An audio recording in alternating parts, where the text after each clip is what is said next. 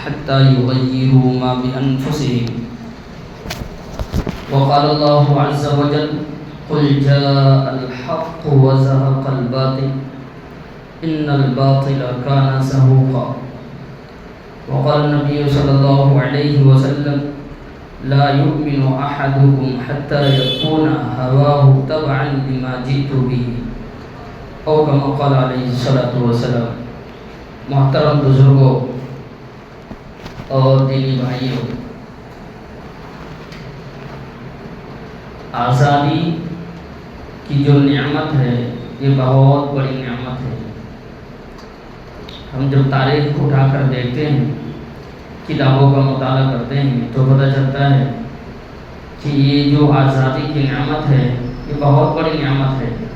اللہ تبارک و تعالیٰ نے آزاد پیدا کیا ہے. اس لیے حضرت عمر کا مقولہ ہے یا قول ہے، انہوں نے دنیا کے بادشاہوں کو، ظالم حکمرانوں کو مخاطب کر کے کہا تھا، حضرت عمر نے، کہ بھئی تم ہوتے کون ہو انسانوں کو غلام بنانے والے؟ جب اس کی ماں نے اس کو آزاد پیدا کیا تو تم ظالم بادشاہ ہوتے کون ہو انسان کو غلام بنانے والے؟ یہ حضرت عمر نے کہا تھا. اسلام میں غلام کا کوئی تصور نہیں ہے کہ بھئی ایک انسان دوسرے انسان کو غلام بنا لے، بلکہ نبی پاک صلی اللہ علیہ وسلم نے ترغیب دی صحابہ کو کہ آپ جو ہے آپ غلاموں کو آزاد کریں. جس طرح صدقات کرنے سے، دوسروں کی مدد کرنے سے ثواب ملتا ہے، اسی طرح غلام کو آزاد کرنے پر بھی ثواب ملے گا. اس لیے ہم دیکھتے ہیں کہ حضرت ابو بکر رضی اللہ عنہ نے حضرت بلال حبشی رضی اللہ عنہ کو، جو ایک مشرکوں نے ان کو قید میں کر لیا تھا، غلام بنا لیا تھا، زمانے سے غلام چلتا آ رہا تھا، تو حضرت ابو بکر رضی اللہ عنہ نے ان کو آزاد کرایا پیسے دے کر. جو ان کو جتنا ان کے مالک نے مانگا اتنا دے کر آزاد کرایا. یہ آزادی کی نعمت بہت بڑی نعمت ہے. یہاں تک قرآن پاک کے اندر جو روزوں کے کفارے ہیں، قسم کے کفارے ہیں، اس کے کفارے کے طور پر مسلمانوں کو اللہ نے ترغیب دی کہ جس طرح غریبوں کی مدد کرنا ہے کفارے کے ذریعے سے. روزے آپ نے توڑ دیے، جان بوجھ کر آپ نے کھا لیا کھانا، آپ کا روزہ ٹوٹ گیا، آپ کے اوپر قضا بھی لازم ہے، کفارہ بھی لازم ہے. تو کفارے کے طور پر کیا کیا کرنا ہے؟ کفارہ 60 مسکینوں کو کھانا کھلانا ہے، کپڑے پہنانا ہے، 60 روزے رکھنا ہے. اسی کے ساتھ ساتھ اللہ بارک نے فرمایا غلام کو آزاد کرنا ہے. تو معلوم ہو رہا ہے کہ اسلام نے آزادی کا تصور دیا ہے، مسلمانوں کو آزاد بنایا ہے کہ غلامی، یہ کسی کی غلامی اختیار نہیں کرنا ہے. اگر کوئی غلام بن جائے تو اس کو آزاد کرانا ہے. اس کو آزاد کرانا یہ بھی ثواب کا کام ہے، جس طرح غریبوں کی مدد کرنا ثواب کا کام ہے. تو میں یہ عرض کر رہا تھا، آزادی ایک نعمت ہے. آزادی ایک نعمت ہے جو اللہ تبارک و تعالیٰ نے انسانوں کو عطا فرمایا ہے. یہ ہوتا چلا آ رہا ہے دنیا کے اندر. اس زمانے میں بھی تھا، آج بھی ہے کہ ایک ملک دوسرے ملک کے اوپر چڑھائی کرتا ہے اور اس کو غلام بنا لیتا ہے. اس کو غلام بنا لیتا ہے، وہاں کے باشندوں کو، وہاں کے رہنے والوں کو غلام بنا لیتا ہے، قیدی بنا لیتا ہے. یہ ہر زمانے میں ہوتا چلا آ رہا ہے، آج بھی ہو رہا ہے. اور کچھ سالوں کا پہلے ہم مطالعہ کرتے ہیں کہ اس ہندوستان کے اوپر مسلمانوں کی حکومتیں تھیں، مسلمان حکمران تھے. تقریباً پورے اس ملک کے اوپر 850 سال تک مسلمانوں نے حکومت کی ہے. مسلمان بادشاہ ہوا کرتا تھا. اس کے بعد نا اتفاقی سے ایسا ہوا کہ یہ ملک غلام بن گیا. اس ملک کے اوپر دوسرے ملک کے رہنے والے لوگوں نے دھیرے دھیرے قبضہ جما لیا. تو ہمارے بزرگوں نے مسجدوں سے، مدرسوں سے اور خانقاہوں کو چھوڑ کر ان لوگوں سے برسرے پیکار ہوئے اور لوہا لیا، پھانسی کے پھندوں کو چوما اور اپنے خون کی قیمت دے کر، اپنے خون سے اس سرزمین کو، اس ملک کو خون دے کر اس ملک کو سینچا اور اس ملک کو آزاد کرایا. اس کی پوری بڑی داستان اور تفصیلی واقعات ہیں جو آپ کو کتابوں کے اندر ملتے ہیں. ہوا یوں کہ ہمارے یہاں پر جو ہے نا، جو مسلمانوں کی جو آزادی کے جو واقعات ہیں، اس میں جو بزرگوں نے، ہمارے اکابر نے، اللہ والوں نے، مسلمانوں نے قربانیاں دی ہیں، وہ مسلمانوں کو بھی نہیں معلوم ہے. مسلمانوں نے بھی اس کو بھلا دیا. بالکل ایسا ہونا نہیں چاہیے. دیکھو، جو قوم اپنی تاریخ کو بھول جاتی ہے، اس کو مٹا دیتی ہے، اپنے بزرگوں کی یادوں کو، اپنے بزرگوں کی تاریخ کو، واقعات کو ختم کر دیتی ہے، وہ قوم مٹا دی جاتی ہے. اس لیے ہمیں اور آپ کو اپنے بزرگوں کی تاریخ یاد رکھنی چاہیے، ہم اپنے بچوں کو وہ تاریخ بتانا چاہیے ہمیں اور آپ کو کہ اس زمین کو اس ناپاک انگریز سے پاک کرنے کے لیے، اس دھرتی کو آزاد کرانے کے لیے ہمارے بزرگوں نے کیا کیا قربانیاں دی ہیں، ہمارے بڑوں نے کتنی مشقتیں اٹھائی ہیں، تب جا کر یہ ملک آزاد ہوا اور ہم آزادی کے ساتھ اس ملک کے اندر جی رہے ہیں اور سانس لے رہے ہیں۔ کیا قربانیاں ہیں بھئی، دوسروں نے تو بلا دیا، ہم نے بھی اپنے آپ کو بلا دیا بھئی، دوسروں نے، وہ کسی کی بھی حکومتیں ہوں، انہوں نے ہمارے بزرگوں کی تاریخ کو، مسلمانوں کی تاریخ کو بالکل نکال دیا، اپنی کتابوں سے بالکل بھلا دیا۔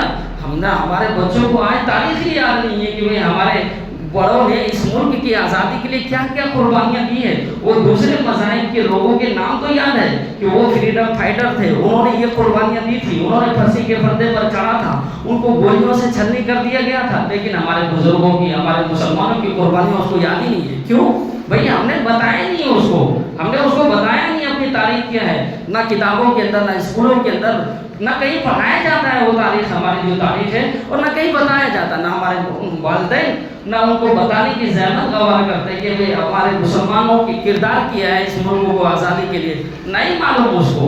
تو میں یہاں سے کر رہا تھا، یہ بے انتہا کیا ہے ہمارے اور آپ کے لیے فکر کی بات ہے کہ بھئی ہم اور آپ جو ہے نا، غم کی بات ہے کہ ہم اپنے بچوں کو اپنی تاریخ سے اس کو واقفیت نہیں کرا رہے، اپنی تاریخ نہیں بتا پا رہے اس کو کہ اس ملک کو آزاد کرانے کے لیے کتنی قربانیاں پیش کی ہیں ہمارے بزرگوں نے، وہ نہیں معلوم ہے ہمارے کو۔ یہ تاریخ جب اس کی تاریخ کی، انگریزوں کی تاریخ کے بارے میں آتا ہے کہ بھئی ہندوستان کی جو تاریخیں ہیں، انگریز کب سے یہاں پر آنا شروع ہوا اور وہ کون سا زمانہ تھا، بتایا جاتا ہے تاریخ کے اندر کہ وہ 1400 سال، وہ 1400 کے اندر وہ آنا ہندوستان کے اندر دھیرے دھیرے آنا شروع ہو گیا تھا، اور ان لوگوں نے اپنے کاروبار کے سلسلے میں آنا شروع کر دیا تھا وفد کی شکل میں، اور دھیرے دھیرے چھوٹے چھوٹے کاروبار کرنے لگے تھے، یہاں تک کہ 1500 میں 1600 میں وہ اتنے طاقتور ہو گئے۔ دھیرے دھیرے یہاں کی جو حکومتیں تھی اس زمانے کی، وہ جہانگیر وہ شاہ بادشاہ جہانگیر کا زمانہ تھا، انہوں نے بھی اجازت دی تھی، چھوٹی موٹی انہوں نے اپنا کمرہ بھی بنا لیا، گھر بھی تعمیر کر لی انہوں نے، تاکہ اس کے ذریعے سے کاروبار کر سکیں۔ ایسا دھیرے دھیرے اس یہاں پر جو ہے نا ایسٹ انڈیا کمپنی کے تحت وہ انگریز اس سرزمین کے اوپر، اس پاک سرزمین کے اوپر اپنے ناپاک ارادہ لے کر آنا شروع ہوا۔ اس کا منصوبہ یہ نہیں تھا کہ بھئی آج ہی ہم جا کر جو ہے نا ہندوستان کے اوپر قبضہ کر لیں گے، ایک ہی دن میں، ایک ہی مہینے میں، ایک ہی سال میں۔ وہ کہہ رہا تھا برسوں کے بعد، سالوں کے بعد ایک زمانہ ایسا آئے گا کہ ہم اس پورے ملک کے اوپر، اتنے بڑے ہندوستان کے اوپر ہم حکومت کر سکیں گے۔ اس کے لیے ہمارے کو زمانہ 1 سال نہیں، 2 سال نہیں، 100 سال نہیں، کروڑوں سال لگ سکتے ہیں اس کے اوپر قبضہ کرنے کے لیے، کیونکہ بہت بڑا ملک ہے یہ، بہت مالدار ملک ہے یہ سونے کے چڑیا کے نام سے جانا جاتا تھا۔ ہمارے مسلمان بادشاہوں نے اس کو بے انتہا مالدار بنایا تھا، اپنے خون اور پسینے کی کمائی سے اپنا وقت صرف کر کے اس ملک کو ایک خوبصورت ملک عطا کیا تھا، ایک خوبصورت ملک بنایا تھا۔ یہ انگریزوں نے ایک پلاننگ تیار کی پہلے سے ہی، اس پلاننگ کے تحت انہوں نے ایک کمپنی بنائی، اسی کمپنی کے تحت اس انڈیا کے اندر، اس بھارت کے اندر، اس ہندوستان کی دھرتی پر وہ آتا ہے اور دھیرے دھیرے کر کے اپنا سکہ، اپنا پیر جمانا شروع کر دیتا ہے۔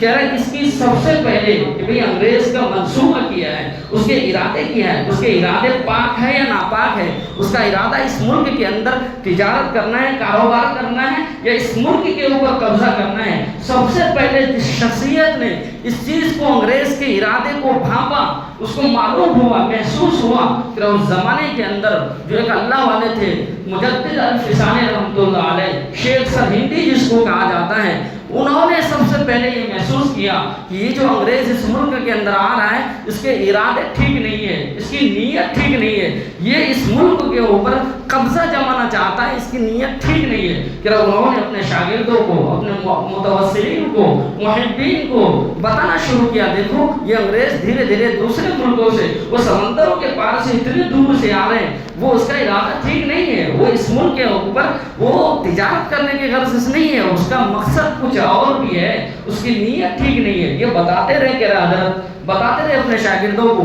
یہ چیزیں منتقل ہوتے ہوتے حضرت شاہ ولی اللہ محدث دہلوی تک آئی. حضرت نے بھی اپنے شاگردوں کو، اپنے محبین کو، متوسلین کو بتاتے رہے دیکھو یہ جو انگریز آ رہا ہے نا اس پر کارروائی کرنی چاہیے، ابھی اس کے پیر جمنے نہ پائے اس سے پہلے اس کو ملک سے بھگا دینے چاہیے، کھدیڑ دینے چاہیے، اس کے سکے یہاں جمے نا، اس کے پیر جمے نا، اس سے پہلے اس کو نکال دینی چاہیے. لیکن لوگوں نے توجہ نہیں دیا ان حضرت کی باتوں پر. بھئی ایسا کیسا ہو جائے گا؟ وہ سمندروں پار اتنے دور سے آ کر وہ اتنے تھوڑے آ رہے ہیں، وہ اتنے بڑے ملک کے اوپر قبضہ کر لے گا؟ یہ تو عقل بھی نہیں آتی بات ہے. اتنے دور سے انگریز آئے گا، یہاں ہتھیار ہے، یہاں فوج ہے، سب ہے، ملک کے بادشاہ کے پاس سب چیزیں ہیں، ساری چیزیں اسباب ذرائع موجود ہے. وہ اتنے دور سے آ کر اتنے بڑے ملک کے اوپر قبضہ کیسا کر لے گا؟ چنانچہ ہوا یہی جو حضرت نے اللہ والوں کے دلوں کے اندر جو اللہ تبارک و تعالیٰ نے انگریزوں کے تحت جو بات ڈالی تھی وہی ہوا یہی کہ دھیرے دھیرے انہوں نے اپنا قبضہ جمانا شروع کر دیا، سکہ جمانا شروع کر دیا کہ یہاں سے لے کر وہ پورے ملک کے اندر پھیل گئے. ہو 100 سال کے اندر انہوں نے اتنی ترقی کر لی اپنے کاروبار کے سلسلے کے اندر کہ انہوں نے حکومتی کاموں کے اندر اپنا ٹانگ اڑانا شروع کر دیا کہ یہ ایسا کیوں کر رہے ہیں، کیوں کر رہے، ایسا کیوں مجھے اجازت نہیں دے رہے. یہ حکومتی کاموں کے اندر سب سے پہلے کہہ رہے ہیں جہاں پر جو پہلی جنگیں دیکھو 1754 سے لے کر 1857 تک یہ تنہا مسلمانوں نے ساری جنگیں لڑی ہے. ہمارے یہاں پر جو کتابوں کے اندر یا اسکولوں کے اندر جو بتایا جاتا ہے نا وہ یہی بتایا جاتا ہے کہ ہندوستان سے جو انگریزوں کو بھگانے کے سلسلے میں جو کوششیں ہوئی ہے، جو سب سے پہلی جنگ ہے نا وہ 1857 کے اندر شروع ہوئی. حالانکہ وہ 100 سال کی تاریخ ہماری پوری بھلا دے رہے، پوری تاریخ کو نکال دیا.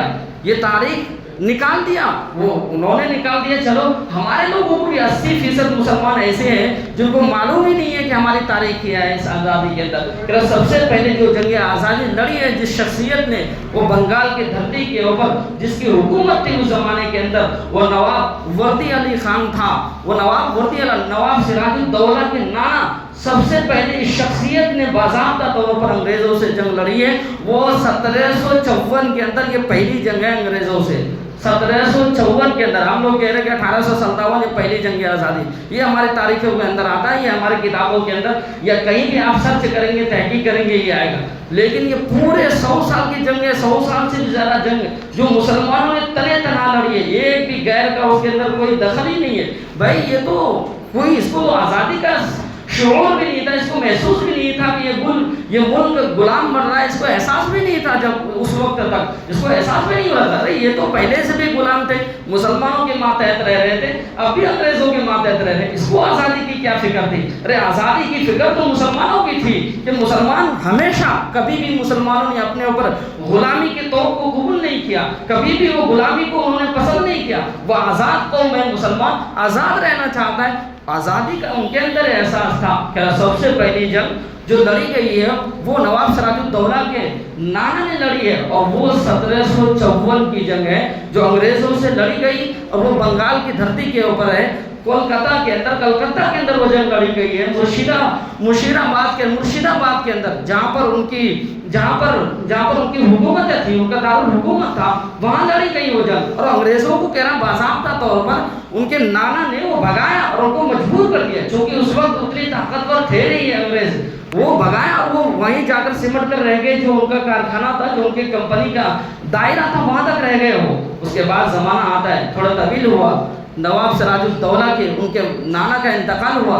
نواز صاحب حکومت کے اندر آیا، پاور کے اندر آیا. انہوں نے محسوس کیا کہ یہ انگریز دھیرے دھیرے کر ہماری جگہ کو یہ قبضہ کر رہا ہے، یہ دھیرے دھیرے یہ اپنے پیر جما رہا ہے، اور یہ محسوس ہو رہا ہے دھیرے دھیرے یہ تھوڑا قبضہ کر کے یہ پورے ملک کا حکمراں بن جائے گا. انہوں نے باضابطہ طور پر منظم طریقے سے انگریزوں سے جنگ لڑنے کا اعلان کیا. اور یہ زمانہ ہے 1757 کا.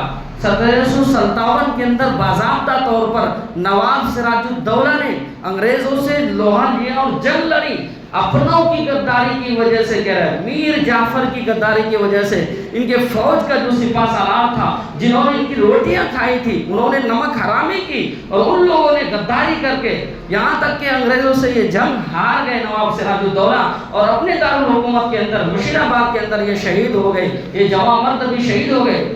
ان کے شہید ہوتے ہی فوراً انگریزوں نے بنگال کے اوپر اپنا تسلط جما لیا اور اعلان کر دیا آج سے یہ بنگال ہمارا۔ اس کے بعد بھی کہہ رہا تھوڑا آگے بڑھے، بکسر کی ایک لڑائی ہے جس کو جنگ پالاسی کی جنگ بولا جاتا ہے اس کو، وہ لڑائی 1764 کے اندر لڑی گئی ہے۔ اس کے بعد بہار بھی ان کے قبضے کے اندر آ گیا، اڑیسہ میں بھی انہوں نے اپنا سکہ جما لیا۔ یہ 2-3 اسٹیٹیں ہیں جن کے اوپر قبضہ جما لیا انگریزوں نے۔ اس کے بعد وہ دھیرے دھیرے آگے بڑھتا رہا، یہاں تک کہ دکن کا جو مشہور بادشاہ ہے جس کو ہم اور آپ سلطان ٹیپو شہید رحمۃ اللہ علیہ کے نام سے جانتے ہیں، جب حضرت کو یہ معلوم ہوا کہ یہ انگریز دھیرے دھیرے کر ایک اسٹیٹ 2 اسٹیٹ ایسا قبضہ کرتے آ رہا ہے، ان کو یہ محسوس ہوا، ایسا لگ رہا ہے دھیرے دھیرے کر کے وہ پورے ملک کے اوپر قبضہ کر لے گا۔ حضرت نے جب حضرت کی حکومتیں آئی، جب حضرت حکومت کے اندر آئے 1782 کے اندر کے حکومت بادشاہ بنائے گئے حضرت ٹیپو سلطان شہید رحمۃ اللہ علیہ۔ 1782 کے اندر 1783 کے اندر حضرت نے پہلی جنگ لڑی انگریزوں سے، اور جس میں انگریزوں کو شکست دی، ہار ہوئی انگریزوں کو۔ حضرت ٹیپو سلطان شہید رحمۃ اللہ علیہ کے سامنے ٹک نہیں پائے، ان کی فوج کے سامنے نہیں ٹک پائے۔ اس کے بعد پھر انگریز آیا دوبارہ 1784 کے اندر اپنے ہار کا بدلہ لینے کے لیے حضرت ٹیپو شہید رحمۃ اللہ علیہ سے پھر مقابلہ ہوا۔ کہہ رہا ہے یہاں بھی انگریزوں کو ہار ہوئی۔ پھر تیسری جنگ ہوئی 1792 کے اندر حضرت ٹیپو سلطان شہید رحمۃ اللہ علیہ سے۔ اس جنگ کے اندر بھی انگریزوں کو ہار ہوئی، یہاں تک کہ انگریز لوگ سمجھوتا کرنے پر، ٹیپو معاہدہ کرنے پر مجبور ہوا، اور 3 کروڑ روپے اس وقت انگریزوں کو دینا پڑا حضرت ٹیپو سلطان شہید رحمۃ اللہ علیہ کو، اور 2 شہزادے دینا پڑا، اور نصف علاقہ جو انہوں نے قبضہ کر لیا تھا وہ دینا پڑا حضرت ٹیپو سلطان کو۔ یہ ان کی طاقت تھی اور یہ ان کی فوج کی طاقت تھی۔ اس کے بعد پھر انگریز اپنی بغاوت کی وجہ سے، اندرونی بغاوت کی وجہ سے ہارا تھا یہ جنگ، اس کے اندر پھر ایک جذبہ اٹھا انگریزوں کے اندر کہ بدلہ لینا ہے حضرت ٹیپو سلطان سے۔ چوتھی جنگ ہوئی حضرت ٹیپو سلطان کی، وہ سری رنگا پٹنم کی سرزمین کے اوپر۔ یہ چوتھی جنگ ہے حضرت کی، یہ 1799 کے اندر 1799 کے اندر حضرت ٹیپو سلطان شہید رحمۃ اللہ علیہ سری رنگا پٹنم کی سرزمین کے اوپر، دھرتی کے اوپر انگریزوں سے مقابلہ کر رہے ہیں، انگریزوں سے مقابلہ کر رہے ہیں۔ یہاں بھی انگریزوں کا پلہ بھاری نہ سمجھے، یہ ہار رہا ہے انگریز، لیکن اپنوں کی غداری کی وجہ سے یہ جنگ بھی حضرت ٹیپو سلطان، یہ چوتھی جنگ حضرت ٹیپو سلطان شہید رحمۃ اللہ علیہ ہارے ہیں، یہ اپنوں کی غداری کی وجہ سے۔ جو ان کے فوج کے اندر جو لوگ تھے، ان لوگوں کی غداری کی وجہ سے کیا ہے، حضرت ٹیپو سلطان شہید رحمۃ اللہ علیہ سری رنگا پٹنم کی سرزمین کے اوپر 1799 کے اندر شہید ہو گئے۔ اسی جنگ کے اندر پہلا حضرت ٹیپو، آپ دیکھ سکتے ہیں، مطالعہ کر سکتے ہیں، پہلی مرتبہ ٹیپو سلطان، حضرت ٹیپو سلطان شہید رحمۃ اللہ علیہ کی طرف سے، فوج کی طرف سے، آپ دیکھ لیجئے مسلمان ترقی کے اندر کتنے آگے ہیں کہ اسی جنگ کے اندر سب سے پہلے یہ راکٹ حملے کا، یہ میزائل حملے کا کیا ہے، یہ انگریزوں نے اس کو اندازہ ہی نہیں تھا اس سے پہلے کہ بھی کوئی میزائل کوئی چیز ہوتی ہے۔ یہ حضرت ٹیپو سلطان کی فوج کی طرف سے داغا گیا تھا انگریز کے اوپر اسی جنگ کے اندر۔ یہ پہلے میزائل مین بھی اسی کو کہا جاتا ہے۔ اسی کے ملبے کو لے کر انگریزوں نے اپنے ملک گیا اور وہاں پر اس کو دیکھ کر ریسرچ کر کے تحقیق کر کے انہوں نے میزائلیں بنائی ہیں۔ یہ سب سے پہلے حضرت ٹیپو سلطان نے استعمال کیا تھا اس میزائلوں کو، اس راکٹ کو۔ خیر میں یہ عرض کر رہا تھا، اس وقت حضرت ٹیپو سلطان شہید رحمۃ اللہ علیہ شہید کر دیے گئے۔ اس وقت انگریز کے جو جرنیل تھے، جو بڑا افسر تھا، انہوں نے کھڑے ہو کر حضرت ٹیپو سلطان شہید رحمۃ اللہ علیہ کی لاش پر کھڑے ہو کر اس وقت کہا تھا آج سے یہ ہندوستان ہمارا ہے۔ اتنی پاور اور اتنی طاقت حضرت کے اندر تھی، ان کی فوج کے اندر، کہ اس وقت تک وہ ہندوستان پر حکومت کر، جب تک حضرت ٹیپو سلطان زندہ رہے اس وقت تک اس کو خواب بھی نہیں آیا کہ بھئی ہندوستان کے اوپر ہم حکمراں بن جائیں گے اور یہ حکومت ہمارے ہاتھوں کے اندر آ جائے گی۔ انگریز اتنا ڈرتا تھا حضرت ٹیپو سلطان شہید رحمۃ اللہ۔ یہاں تک تاریخ کی کتابوں کے اندر آتا ہے کہ جب حضرت شہید بھی ہو گئے، ان لوگوں کی، ان کی فوج کی ہمت نہیں تھی کہ حضرت کے پاس چلے جائیں، جا کر دیکھ لے کہ بھئی مرے نہیں مرے، شہید ہوئے نہیں ہوئے۔ اتنی ہمت، دور سے کہہ رہا ہے دیکھا انہوں نے، کچھ پتھریں پھینک کر کی کچھ حرکت نہیں ہو رہی، تب جا کر آگے جا کر گئے ان کے لاشوں کے پاس۔ یہ اتنی ایک روب اور ایک دبدبا تھا حضرت کا۔ خیر میں عرض کر رہا تھا، حضرت کا جب شہادت ہو گئی، حضرت کا بہت مشہور مقولہ ہے حضرت ٹیپو سلطان کا کہ گیدڑ کی 100 برس کی زندگی سے شیر کی 1 دن کی زندگی بہتر ہے۔ یہ حضرت کا ہی مقولہ ہے۔ گیدڑ کی 100 سالہ زندگی سے شیر کی 1 دن کی زندگی بہتر ہے، حضرت کا مقولہ ہے۔ تو خیر میں عرض کر رہا تھا، اس کے بعد وہ انگریزوں کو یہ محسوس ہو گیا اب یہ ملک ہمارا ہے، اب جو ہمارے راستے کے اندر جو روڈ ہے اور جو سب سے بڑی طاقت تھی وہ ختم ہو چکی ہے، اب ہم دلی تک پہنچ چکے ہیں، ہم دلی تک جا سکتے ہیں، اب ہمارے راستے کے اندر کوئی کچھ نہیں ہے۔ اس کے بعد کا زمانہ آتا ہے 1803 کا، اس وقت کے جو سب سے بڑے ولی اور بزرگ تھے اس ہندوستان کے اندر، وہ شاہ ولی اللہ محدث دہلوی کے فرزند ہے حضرت شاہ عبدالعزیز رحمۃ اللہ علیہ۔ اس وقت انگریزوں کی خفیہ تنظیمیں، انگریزوں کی پاور اتنی طاقت ہو چکی تھی، انگریزوں کو حاصل ہو چکی تھی کہ کوئی بھی مسلمان، کوئی بھی ہندوستانی اگر جاسوسی کرتا پکڑا گیا، باتیں کرتا، پلاننگ کرتا پکڑا گیا، انگریز کے خلاف بولنا جرم تھا۔ اس زمانے کے اندر اگر کوئی اخبار کے اندر انگریزوں کے خلاف لکھ دیا تھا تو اس کے ہاتھوں کو کاٹ دیا جاتا تھا، اتنی خطرناک پاورفل ہو گئے تھے انگریز اس وقت۔ حضرت شاہ عبدالعزیز محدث دہلوی رحمۃ اللہ علیہ نے یہ جرأت کی، یہ ہمت کی، ولی کامل ہے، ہندوستان کے سب سے بڑے بزرگ ہیں، ولی ہے، انہوں نے ہمت کر کے ایک فتویٰ صادر کیا کہ انگریز آج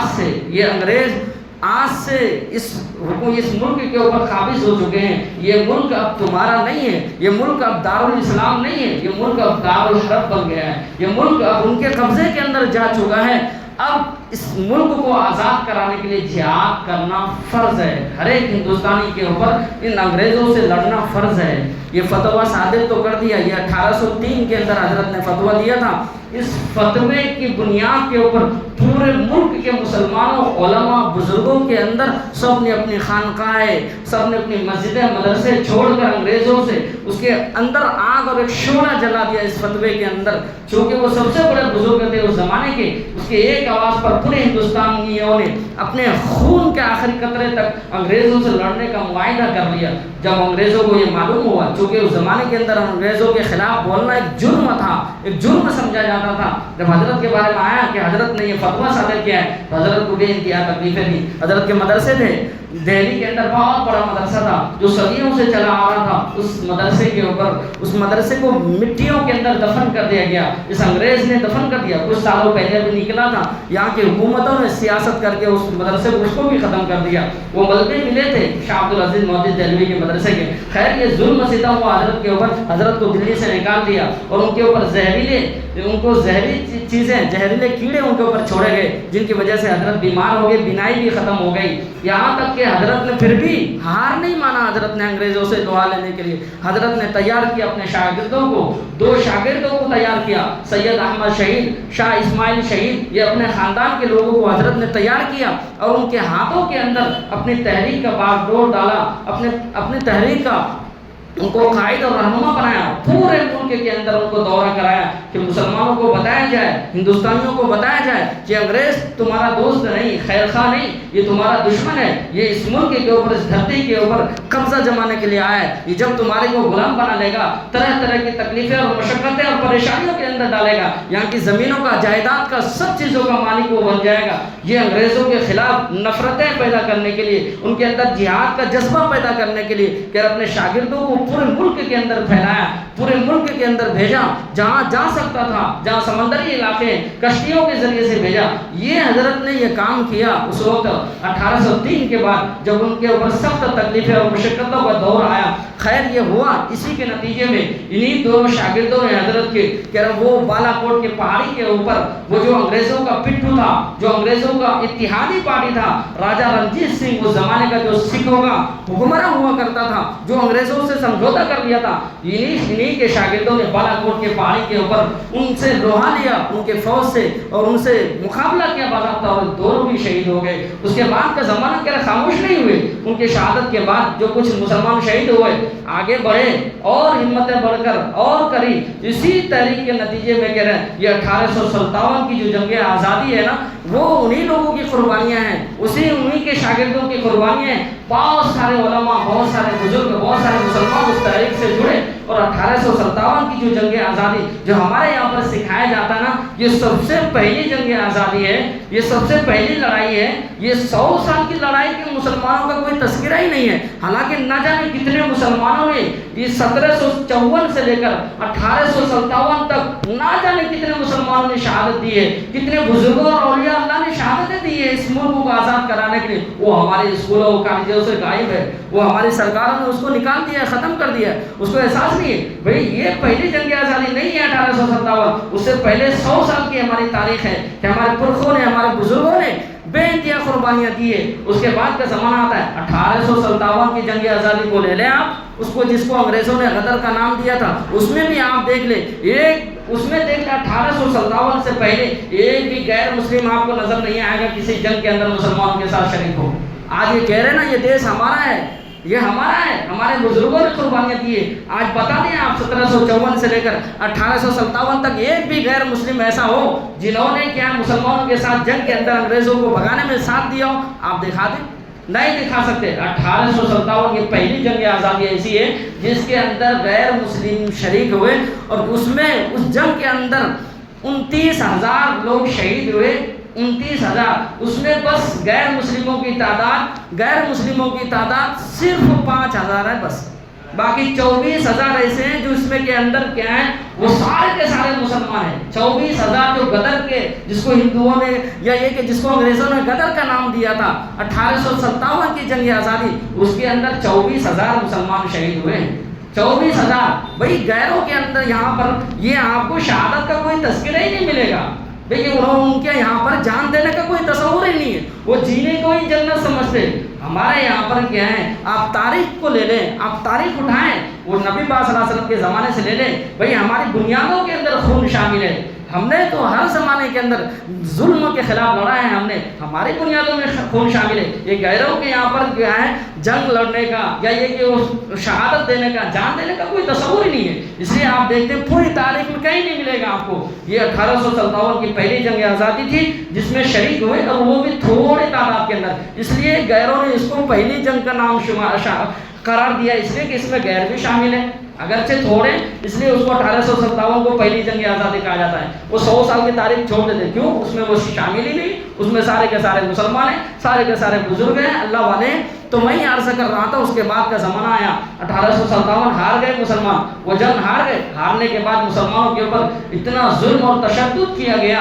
تاریخ لکھنے والے مسلمان نہیں ہیں، تاریخ لکھنے والے انگریز مورخ ہے، کتاب لکھنے والے انگریز ہیں۔ وہ کہتا ہے ایسا ظلم انگریزوں نے کیا، اس کو غدر کا نام، غداری کا نام دیا گیا اس جنگ کو، اور اتنے بربریت کی گئی مسلمانوں کے ساتھ، جس کو پایا، بعضوں کو تو پھانسی پہ جب پایا جب ہی پھانسی کے اوپر چڑھا دی انہوں نے۔ بہت سارے علماء کو، بزرگوں کو اس 1857 کی جنگ ایک جگہ صرف دلی کے اندر نہیں لڑی گئی، وہ ملک کے جگہ جگہ پر لڑی گئی، وہ میرٹھ کا ہو، وہ شاملی کا میدان ہو، وہ سب کس نے سجایا تھا؟ آپ دکھا دیں کوئی غیر ہو وہاں پر؟ وہ سارے کے سارے مسلمان تھے۔ شاملی کے میدان کے اندر وہ شاملی کے میدان کے اندر قاسم نانوتوی، حاجی امداد اللہ مہاجر مکی، مولانا جعفر تھانیسری، حافظ جامی شیخ، یہ سارے علماء ہیں، بزرگ ہیں، مسلمان ہیں، یہ کسی غیر کا کوئی نام و نشان نہیں ہے۔ ان تمام جگہوں پر تھوڑے تعداد میں تھے، ان تمام کو اسی غداری کے جرم میں سارے مسلمانوں کو جو اس میں شریک تھے، یا تو اس کو پھانسی دے دی گئی، یا اس کو جیل کے اندر ڈال دیا گیا، یا کہ اس کو کالے پانی، مسلمانوں نے کبھی سنا بھی نہیں تھا یہ جزیرہ انڈمان کیا ہوتا ہے، یہ کالے پانی ہوتا کیا، یہ ہے کہاں پر دنیا میں؟ پہلی مرتبہ کہہ رہا مسلمانوں کے کانوں میں پڑی کہ انگریز کے یہاں پر جو ہے نا، وہ ملکوں کے سے بہت دور وہ ایک کالا پانی ہے، وہ جو سزائیں دیتا ہے انگریز وہاں پر، وہ جزیرہ انڈمان ہے۔ بہت سارے علماء کو، بزرگوں کو اس فتوے کے نتیجے میں یہ جہاد کا فتویٰ دیا انہوں نے، جہاد کا فتویٰ مرتب کرایا انہوں نے، وہ سب کو کالے پانی کی سیر کرایا، ان لوگوں نے کالے پانی بھیجا، جزیرہ انڈمان بھیجا، وہاں پر کہہ رہا بے انتہا تکلیفیں دی۔ لوگ کہہ رہے ہیں کہ ہم لوگوں کو اتنی تکلیفیں دی، وہ بزرگ لکھ رہے ہیں کتابوں کے اندر کہ جو بچ گئے ان میں سے، کہہ رہا اتنی تکلیفیں دی، انگریزوں کی سزائیں۔ ہم یہ کہتے ہیں کہ وہ عیسائی ظاہری طور پر عیسائی دھرم کے ماننے والے ہیں، عیسائی مذہب کے اندر تھوڑا نرمی ہے، لیکن وہ لا مذہب لوگ تھے، وہ انگریز، وہ مذہب کو ماننے والے نہیں تھے۔ مذہبی لوگ ایسا نہیں ہوتا، اتنا ظلم کہہ رہا ہے، ہاتھوں میں ہتھکڑیاں ہیں، وہ پیروں کے اندر بیڑیاں ڈال دی ہے، وہ کہہ رہا ہے اس کی اس کی سزائیں بھی کہہ رہا اس سے پہلے کہہ رہا ہم لوگوں کو پھانسی کی سزا ہوئی کہ بھئی ان لوگوں نے فتویٰ مرتب کرایا تھا، انہی لوگوں کی وجہ سے مسلمان ہمارے خلاف لڑنے کے لیے تیار ہوئے، انہی لوگوں کی وجہ سے ہندوستانیوں نے ہمارے اوپر حملہ کیا، کہہ رہا ان لوگوں نے پھانسی کی سزا دی ہم لوگوں کو، جب ہم لوگوں نے خوشی خوشی رات گزارا صبح پھانسی ہو جائے گی۔ انگریز افسر کو جب معلوم ہوا کہ یہ ہنس رہے ان لوگوں کو مزہ ہے، ان لوگوں نے پوچھا بھئی کیوں ہنس رہے؟ کہا اس لیے کہ تمہارے ظلم سے ہمیں صبح نجات مل جائے گی۔ تو انگریز نے کہہ رہا فتح وہ پھانسی کی سزا ملتوی کر دی کہ بھئی جس بات سے مسلمانوں کو خوشی ہو، جس بات سے خوشی ہو وہ ہم نہیں کرتے، کہہ رہا قید کی سزائیں دے دی ان لوگوں، پھانسی کی سزا ملتوی کر دی۔ تو یہ طرح طرح کی کہہ رہا ہے وہ آنکھوں سے خون کے آنسو نکلتے تھے، وہ نہ ہل سکتے نہ ڈول سکتے، وہ چونچ والے کہہ رہا قید خانے کے اندر رکھا گیا، منہ بھی اس میں قید ہے، ہاتھوں کے اندر بھی ہتھکڑیاں ہیں، وہ پیروں کے اندر بھی بیڑیاں، طرح طرح کی تکلیفیں یہ مسلمانوں نے، بزرگوں نے، علماء کرام نے وہاں پر کہہ رہا اٹھائی ہے۔ یہاں تک تاریخ لکھنے والے کہتے ہیں اس زمانے کے اندر تحریک ریشم رومال چلایا تھا حضرت شیخ الہند رحمۃ اللہ علیہ نے، وہ 1912 کے اندر ایک تحریک چلایا تھا انہوں نے کہ ایک رومال کے اندر یہ جو پڑوسی ملک ہے افغانستان کے اندر اپنی حکومتیں قائم کی تھی حضرت نے، اور وہ ان کا یہ ارادہ تھا کہ بھئی اندر سے ہم لوگ کیا ہے مسلمانوں کو تیار کریں گے اور انگریزوں کے اوپر حملہ کرے گا ہندوستان کے لوگ، اور باہر سے جتنے بھی مسلمان ممالک ہیں وہ سب ساتھ دے گا اور پورے ملک سے انگریز کو بھگانے کے اندر ہم کامیاب ہو جائیں گے۔ یہ ایک تحریک تھی، ایک منصوبہ تھا، چنانچہ وہ تحریک وہ منصوبہ ظاہری طور پر وہ کامیاب نہیں ہوا، وہ جا کر ایک جگہ انگریزوں کے ہاتھ لگ گیا، پکڑا گیا، اسی جرم کے اندر حضرت شیخ الہند رحمۃ اللہ علیہ کو جیل کے اندر وہ جزیرہ انڈمان بھیجا گیا۔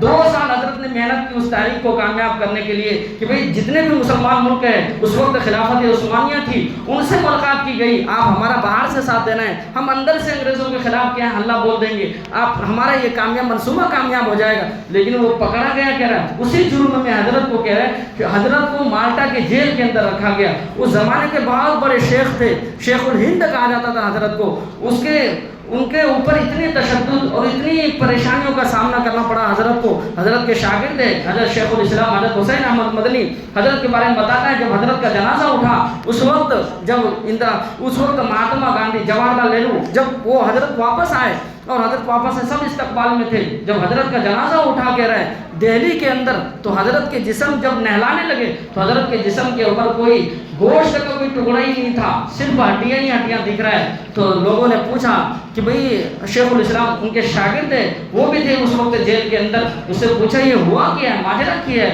یہ تو جسم کے اوپر گوشت ہے ہی نہیں۔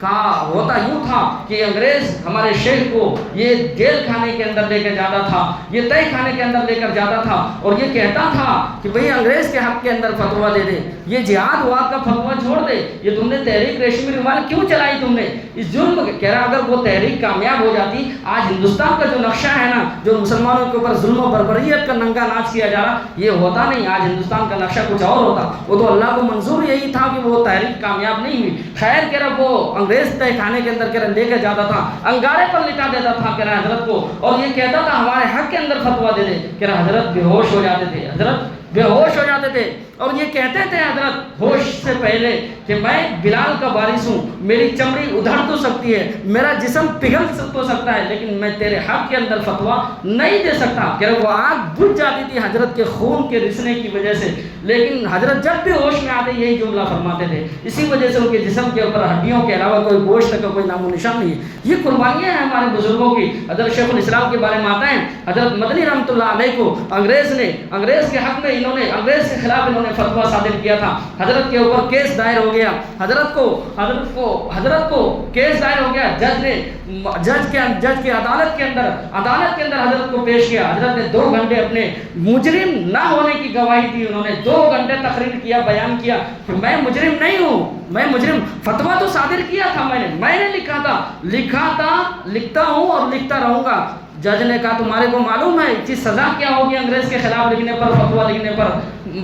تو حضرت نے کہا مجھے معلوم ہے، اس لیے تو میں جب چلا تھا اپنے گھر سے اپنے سر کے اوپر کفن باندھ کر آیا ہوں، تو معلوم ہے کہ مجھے پھانسی ہونے والی ہے۔ تو یہ بزرگوں نے، ہمارے اکابر نے یہ قربانیاں دی اس ملک کو آزاد کرانے کے لیے. آپ بہادر شاہ ظفر کے بارے میں سن لیں. اس زمانے کے اندر حضرت کی حکومت تھی. 1857 کی جنگ جو لڑی گئی ہے وہ حضرت بہادر شاہ ظفر کے نگرانی کے اندر لڑی گئی ہے. اس زمانے کے اندر حضرت کی حکومت تھی. بادشاہ حضرت بہادر شاہ ظفر ہے.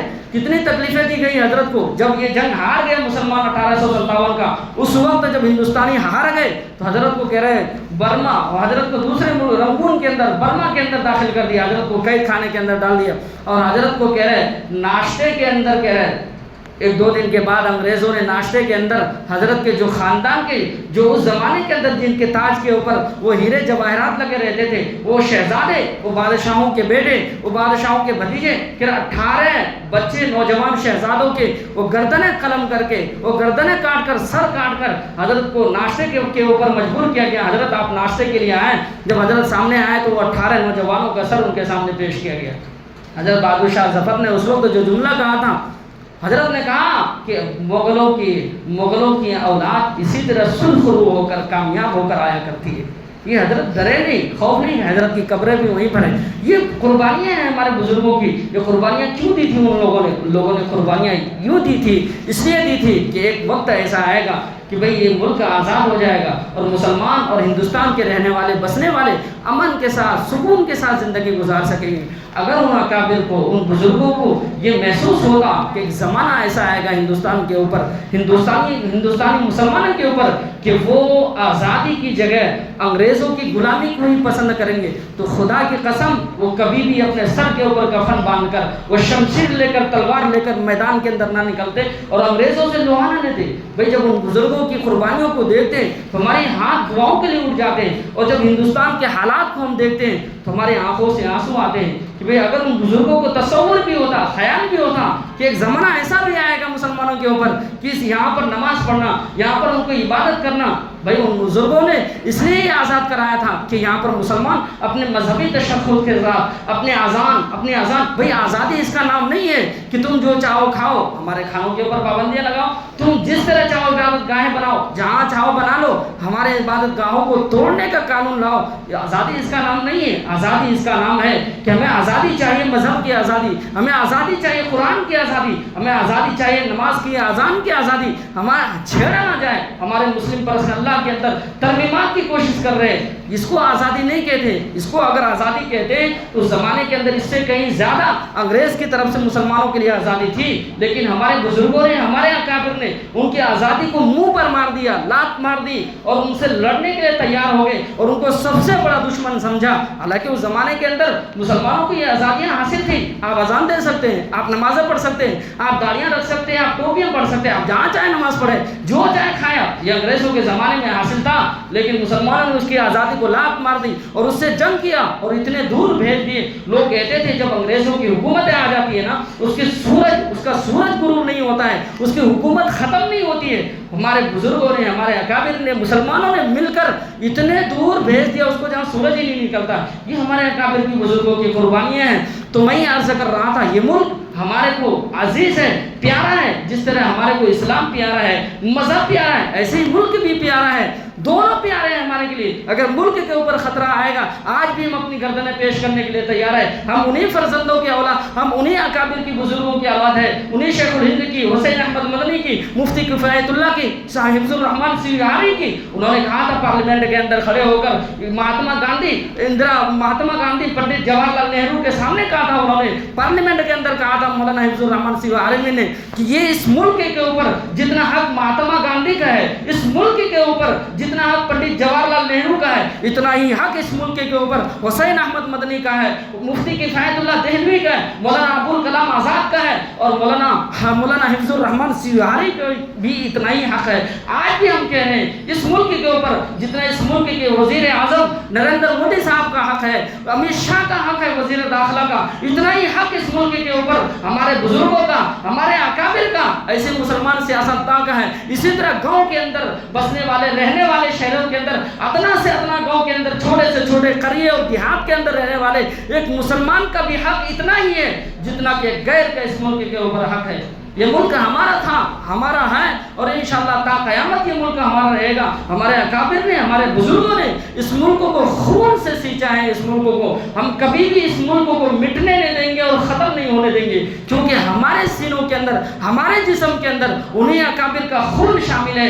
اگر جس قوم کے اندر وہ خون، جس قوم کی بنیاد کے اندر خون شامل ہوتا ہے، اس کو نہ مٹایا جا سکتا ہے اور نہ ختم کیا جا سکتا ہے۔ اس لیے مسلمانوں کو نہ گھبرانے کی ضرورت ہے اور نہ ڈرنے کی ضرورت ہے۔ ایک چیز ہے کہ ہم جس مذہب کو ماننے والے ہیں وہ اسلام ہے، اور وہ سب سے سچا مذہب ہے۔ اس مذہب کی تعلیمات کے اندر یہ ہے، اس مذہب کی تعلیمات میں ہے، نبی نے اچھے برتاؤ کرنے کے لیے کہا ہے، انسانوں کے خون بہانے نہیں کہا ہے۔ ہمارے کو کوئی بھی مذہب کا ماننے والا ہو، کسی بھی دھرم کا رہنے والا ہو، اس کے ساتھ اچھا برتاؤ کرنے کے لیے کہا ہے۔ وہ بیمار ہو جائے اس کی عیادت کرنا ہے، وہ مریض ہو اس کی عیادت کرنا ہے، وہ بھوکا ہو اس کو کھانا کھلانا ہے، پڑوسی ہے اس کے حق ہے، عورتوں کی عزت کرنا ہے، انسانوں کے خون کی قدر و قیمت بتایا ہے۔ وہ ہمارے عملی نمونہ ہمارے پاس موجود ہے۔ ہم نے جیتی ہوئی جنگ بھی ہم نے ان کو دے دی تھی، صرف ایک وعدے کی خلافی کی وجہ سے جیتی ہوئی جنگ ہم نے ان کو دے دی تھی۔ بھائی مسلمان، آپ نے تاریخ پڑھا ہے نا، انگریز کی عدالت میں ایک مقدمہ ہوا، ایک کیس آیا کہ ایک ہندوؤں نے وہ جگہ کے مندر ہونے کا دعویٰ کر دیا، مسلمانوں نے کہا نہیں یہ مسجد کی جگہ ہے۔ دعویٰ ہو گیا، انگریز کی عدالت کے اندر کیس آیا، انگریزوں نے گواہ طلب کیا، ہندوؤں نے ایک مولانا صاحب کو پیش کیا کہ یہ ہمارے گواہ ہے، اور مسلمانوں نے اپنی گواہی دے دی۔ انگریز جج نے پوچھا مولانا صاحب بتائیے یہ جگہ اصل میں ہے کس کی؟ تو مولانا صاحب نے کہا کہ بھئی یہ جگہ اصل میں مندر کی ہے۔ کس کی ہے یہ ہے تو اصل میں مندر کی جگہ ہے۔ انگریز جج نے فیصلہ کر دیا یہ ہندوؤں کی جگہ ہے۔ اس وقت انگریز جج نے کہا کہ بھئی مسلمان تو ہار گیا لیکن اسلام جیت گیا۔ یہ ہمارا نمونہ ہے بھئی، ہم دوسروں کی زمینیں ہڑپنا نہیں ہے، ہمارے کو دوسروں کو تنگ نہیں کرنا، پریشان نہیں کرنا، یہ ہمارا مذہب سکھاتا ہے۔ آپ نے شیخ الاسلام حسین احمد مدنی کا واقعہ، آخری واقعہ سنا ہو بھائی، کہ حضرت جیل کے اندر تھے، پنڈت موہن سیتا رام موہن ہے جیل کے اندر ہے، دونوں ایک ہی جگہ رہ رہے ہیں۔ تو حضرت ایک دن ایسا معلوم ہوا کہ پنڈت جی نے وہ جیلر سے کہا کہ مجھے اس کمرے سے نکال دو، دوسرے کمرے میں شفٹ کر دو، دوسرے کمرے میں ڈال دو۔ تو حضرت کو جب معلوم ہوا کہ وہ دوسرے کمرے میں چلے گئے، حضرت ملنے کے لیے گئے اور پنڈت جی سے کہا کہ بھئی آپ کیوں، میرے سے کوئی تکلیف ہو گئی؟ مجھ سے کوئی تکلیف ہوئی؟ آپ میرے کمرے میں تھے، آپ باہر دوسرے کمرے میں چلے گئے۔ تو پنڈت جی نے کہا کہ نہیں، تکلیف نہیں ہوئی، بلکہ معاملہ اس کا الٹا ہے، اگر میں 2-4 دن اور بھی رہ جاتا آپ کے ساتھ نا، مجھے مسلمان ہونا پڑ جاتا تھا۔ آپ کے اخلاق کو دیکھ کر، آپ کے کردار کو دیکھ کر، آپ کے اچھے برتاؤ کو دیکھ کر مجھے مسلمان ہونا پڑ جاتا تھا، اس لیے میں دوسرے کمرے میں چلے آیا۔ یہ مسلمانوں کے اخلاق کا کردار ہے، ہمیں بھی اچھے اخلاق سے پیش آنا ہے ان لوگوں کے ساتھ جو برادران وطن ہیں، جو ہمارے ساتھ رہتے جلتے ہیں، ان کی شادیوں میں، اس کی خوشی میں، اس کے غمی میں ہمیں شریک ہونا ہے، ان کا ساتھ دینا ہے، بھائی چارگی کے ساتھ ہمیں رہنا ہے، فتنہ فساد ظلم ان چیزوں سے اپنے آپ کو دور رکھنا ہے، جہاں تک ہو سکے ہمیں اپنی ذات سے ان کو فائدہ پہنچانا ہے۔ لیکن جب مذہب کی باری آئے گی، جب کیا بلکہ ملک کی بات آئے گی، تو ہم اپنا گردن، جس طرح اس سے پہلے ہم اپنے سر کو کٹانے کے لیے تیار ہیں۔ تو میں یہ عرض کر رہا تھا، اس ملک کے لیے بے انتہا ہمارے بزرگوں نے، اکابر نے قربانیاں دی ہیں۔ آج کا دن انہیں قربانیوں کو یاد کرنے کا ہے۔ ہمارے لوگوں کو وہ تاریخ یاد ہی نہیں ہے بھائی، جو قوم اپنی تاریخ بھول جاتی ہے نا، وہ مٹا دی جاتی ہے۔ اپنے تاریخ کو اپنے بچوں کو بتائیں، ہم اپنی تاریخ اپنے بچوں کو بتائیں۔ اس ملک کے اندر اتنی ساری قربانیاں ہماری ہیں، اس لیے شاعر نے کہا ہے کہ جب گلستہ کو خون کی ضرورت پڑی تو سب سے پہلے ہی گردن ہماری کٹی۔ اب یہ کہتے ہیں اہل چمن، یہ چمن ہمارا ہے تمہارا نہیں۔ تو ہم ان لوگوں کو، ان فرقہ پرستوں کو یہ کہہ دینا چاہتے ہیں کہ ہم ان فرقہ پرستوں کو کہہ دینا چاہتے ہیں، شاعر یہ بھی کہتا ہے کہ مٹنے نہیں دیں گے اسلاف کے ورثے کو، مٹنے نہیں دیں گے اسلاف کے ورثے کو، بزرگوں کی نشانی کو سجدوں سے سجائیں گے، ایوان حکومت تک اس بات کو پہنچا دو کہ اب کھل کے مسلمان بھی میدان میں آئیں گے۔ تو شاعر یہ بھی کہتا ہے کہ نہ سمجھو گے تو مٹ جاؤ گے ہندو مسلمانوں، تمہاری داستان تک بھی نہ ہوگی داستانوں میں۔ سنت پڑھ لیں۔